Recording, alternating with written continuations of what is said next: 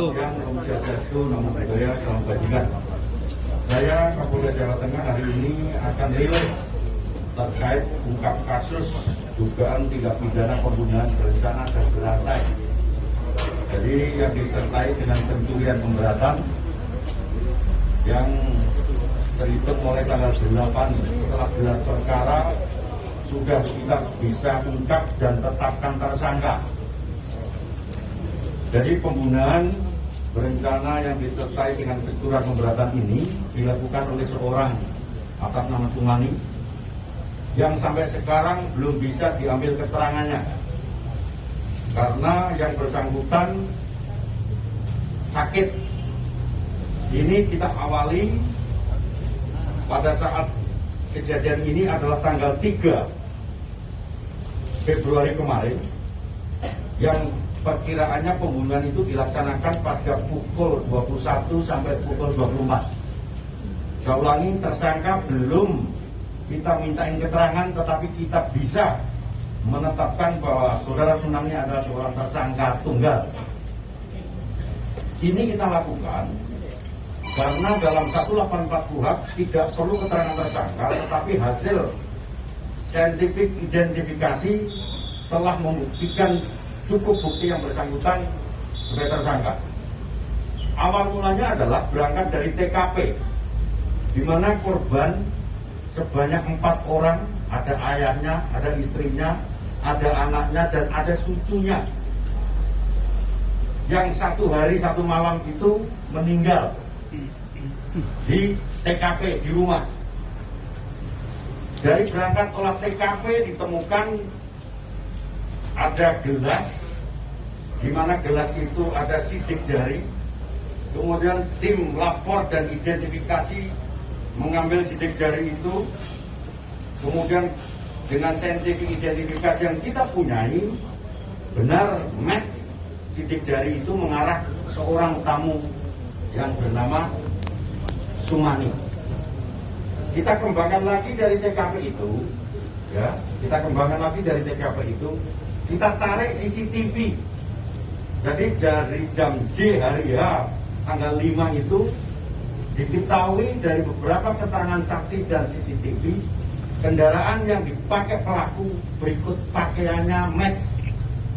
Ada seorang saksi yang menyaksikan bahwa kendaraan itu parkir di rumahnya, kemudian pakaian yang digunakan dan helm yang digunakan sama persis dengan waktu kejadian hasil otopsi mayat oleh Bidokes Polda Jawa Tengah, bahwa matinya korban diakibatkan benda tumpul dan benda tajam sekitar diperkirakan mati jam 21 sampai jam 24. Kemudian dari TKP diberangkatkan hasil otopsi meninggalnya korban akibat senjata tajam dan tumpul. Kita kembangkan, mengerucut, kita lakukan penggeledahan di rumah tersangka, ditemukan arit sebagai alat. Ini Pak. Di arit. Jadi karena korbannya ada luka akibat senjata tajam, kemudian kita lakukan penggeledahan di rumah tersangka, ditemukan arit. Di dalam arit ini ditemukan darah. Jadi darah hasil lapor yang kita punyai di arit ini identik dengan darah korban istrinya, yaitu saudari Purwati. Kemudian di samping arit, tersangka kita kembangkan lagi di kuku tersangka, kemudian di kunci kontak tersangka ada darah juga yang identik dengan darah korban. Jadi ini sudah mengerucut terkait dengan pembuktian. Kemudian tersangka masih lain, para penyidik kita dari Satreskrim Polres Rembang berikut di backup Polda, kita kembangkan lagi di TKP untuk memperjelas terkait terang tindak pidananya. Ditemukan perhiasan di rumah tersangka. Jadi perhiasannya adalah ditemukan perhiasan di rumah tersangka, diantaranya adalah gelang, kemudian cincin, anting, Di anting ditemukan darah yang identik dengan putrinya. Di anting ini. Ini di rumah tersangka ini. Kemudian cincin identik darahnya dengan ibunya. Artinya sudah match bahwa yang bersangkutan mengambil dengan paksa, mencuri dengan paksa pada saat pelaku melakukan upaya paksa terkait dengan pembunuhan, kemudian dibawa pulang dan ditemukan di TKP rumah tersangka. Kemudian, kenapa yang sekarang belum kita lakukan pemeriksaan? Dari tanggal 3 itu malam itu ada beberapa tamu, kemudian mengerucut seorang tamu. Tanggal 4 seorang saksi jam 6.00 itu berangkat ke rumahnya, diketahui banyak mayat atau keluarga yang sudah meninggal. Kemudian tanggal 5 kita lakukan pengembangan. Pada saat tanggal 5 bahwa gelas identik, rupanya tersangka sudah merasa bahwa dia nanti akan ditangkap, sehingga berupaya untuk bunuh diri. Entah bunuh diri apa enggak, yang jelas keterangan medis dari dokter, keterangan medis dari dokter rumah sakit kita mengatakan bahwa yang bersangkutan belum diperiksa karena mengandung pestisida di ginjalnya. Sampai sekarang masih belum bisa kita mintain keterangan. Jadi keterangan dari dokter yang bersangkutan belum dilakukan pemeriksaan karena mungkin berupaya untuk bunuh diri. Sampai sekarang masih dirawat di rumah sakit tersangkanya. Tetapi kita penyidik sudah bisa menetapkan tersangka berdasarkan persesuaian bukti, barang bukti dan petunjuk yang menguatkan dengan beberapa keterangan ahli, baik surat maupun keterangan ahli kita lapor dan Bidokes Polda Jawa Tengah. Demikian rekan-rekan sekalian bahwa terkait dengan kasus tindak pidana pembunuhan berencana disertai dengan benturan kekerasan ini bisa kita ungkap pada saat ini. Demikian yang saya sampaikan. Ada pertanyaan? Hubungan antara korban dengan pelaku dan tersangka sebelumnya sudah kenal motifnya dan ya. Hubungan dan Jadi begini, motif itu muncul kalau sudah dilakukan pemeriksaan kepada tersangka. Tersangka sampai sekarang belum bisa diperiksa karena itu tadi mau bunuh diri.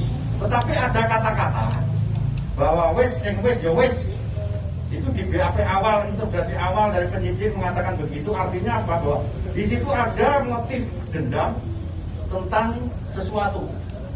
Jadi pada saat beberapa saksi yang kita periksa ada penawaran terkait dengan gamelan dan korban telah menerima uang sekitar 15 juta kalau tidak salah. Jadi ada motifnya mungkin karena tersangka belum kita periksa, motifnya adalah terkait dengan masalah uang dan dia kenal dengan korban dan tersangka. Baik, ya baik. kalau tidak kumpulnya apa? Saya Dimas Pak dari Menyingkap Tabir TV1 Pak.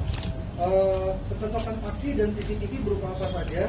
Lalu bukti transfer 8 juta itu apakah ada di sini Pak? Gitu, Pak. Jadi begini, CCTV itu adalah jam J pada saat hari Rabu, yaitu pukul 8 bahwa yang bersangkutan keluar rumah, kemudian parkir jam 10 di rumah tersangka, kemudian diketahui oleh tetangganya atas nama siapa di situ, persaudanya, kemudian persaudara yang lain, helm, kemudian jaket, kemudian motor, nah ini jaketnya, motornya itu, helmnya identik dengan CCTV dan kendaraan dan helm jaket yang dibawa itu masih kita dalami karena itu menyangkut terkait dengan kerahasiaan Pak. Cukup? Di dalam handphonenya seperti apa Pak? Ada percakapan khusus Pak? Di handphonenya ada percakapan pada saat itu istrinya nelpon tidak terangkat pada saat durasi antara jam 21 sampai 24. Tetapi pada saat jam 10 dia sempat browsing. Terus ada percakapan dikuatkan oleh anaknya tersangka bahwa anaknya mengatakan bahwa bapak keluar rumah dari jam 8 sampai pukul 24. Artinya memang benar yang bersangkutan sudah tidak ada di rumah. Cukup? Hubungan antara korban dengan pelaku dan Teman, mungkin kolega tentang bisnis atau lain itu belum kita dalam. Yang jelas di situ ada transaksi gamelan. kalau hukumannya ancaman hukuman dan ancaman hukumnya hukuman mati dan seumur hidup. karena berencana pemberatan dan pencurian kekerasan.